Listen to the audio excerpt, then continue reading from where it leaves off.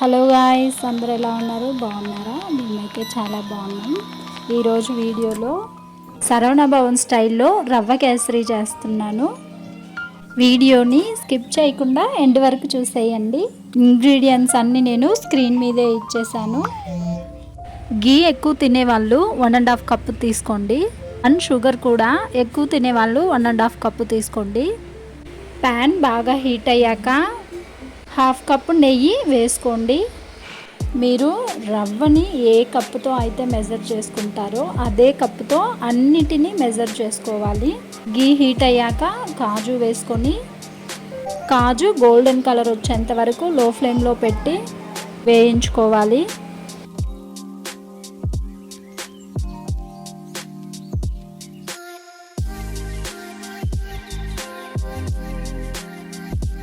కాజు వేగాక ఉప్మా రవ్వని ఇందులోనే మనం బాగా వేయించుకోవాలి.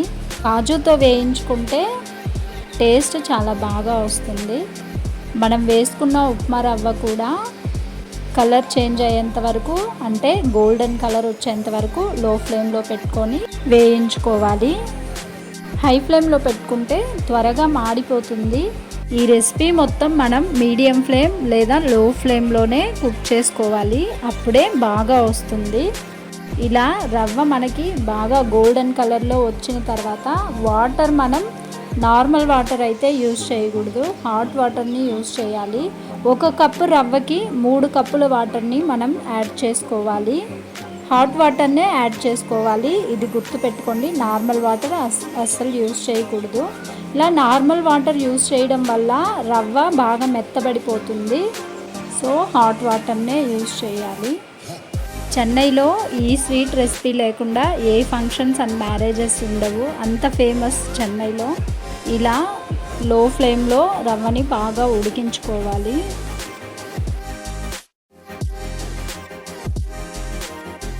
ఇలా దగ్గర పడేంత వరకు కలుపుతూ ఉండాలి.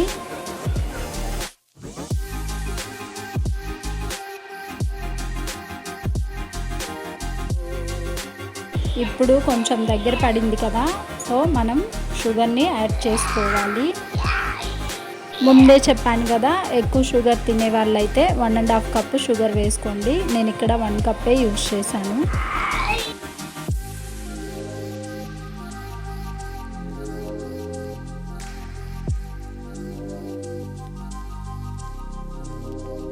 షుగర్ ఇలా బాగా మిక్స్ అయిపోయాక మనకి మిగిలిన నెయ్యి, అంటే 1/2 కప్పే కదా మనం ముందు యూజ్ చేసాం, మిగిలిన 1/2 కప్పు ఇప్పుడు వేసేయండి.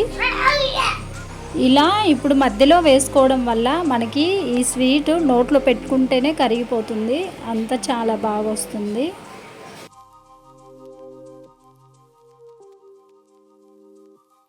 ఆల్మోస్ట్ మనకి ఈ రెసిపీ అయిపోయినట్టే. చాలా ఈజీ ప్రాసెస్. ఇది చేయడానికి నాకు జస్ట్ 20 మినిట్సే పట్టింది. చాలా తక్కువ టైంలో చేసే స్వీట్ రెసిపీ అన్నమాట ఇది. చాలా టేస్టీగా కూడా ఉంటుంది. నెయ్యి యూజ్ చేసుకొని వాళ్ళు ఆయిల్ కూడా యూజ్ చేసుకోవచ్చు. అండ్ ఇలాచీ పౌడర్ ఉంటే పౌడర్ వేసుకోవచ్చు, లేదా ఇలా క్రష్ చేసి కూడా వేసుకోవచ్చు. ఇలా బాగా మిక్స్ చేసుకున్న తర్వాత మనకి ఏ ఫుడ్ కలర్ అయితే ఇష్టమో అది మీరు యూజ్ చేసుకోండి. నేనైతే ఎల్లో కలర్ని యూజ్ చేస్తున్నాను. ఫుడ్ కలర్ మొత్తం కలిసిపోయేటట్టు బాగా మిక్స్ చేసుకోవాలి. చూడండి ఎంత బాగుందో, చూస్తుంటేనే నోరూరిపోతుంది. ఈ రెసిపీ కనుక మీకు నచ్చితే ఇంట్లో ఖచ్చితంగా ట్రై చేసి చూడండి. Thank you for watching. Bye bye.